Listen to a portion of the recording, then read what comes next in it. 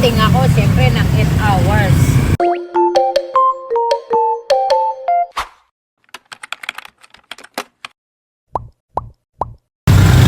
So, ayun guys, kasi nag-fasting ako, siyempre, ng 8 hours.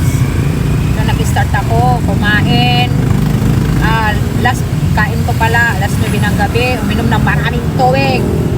So, pumunta dito sa New World sa Hypnotech para sa laboratory ko guys. So, tapos na yung aking laboratory.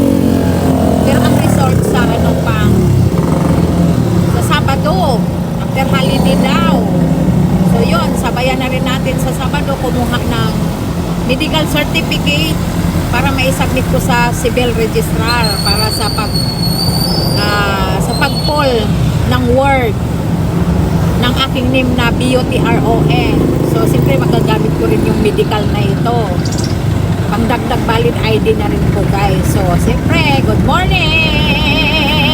Pauwi na ako guys. Galing na ako dyan.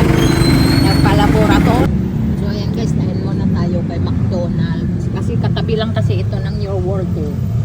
So, ayan, papark na tayo guys. Kasi mag-coffee lang naman tayo dito.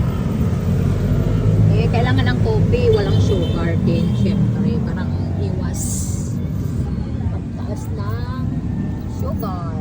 Waiting tayo guys ng order. Guys, yun lang.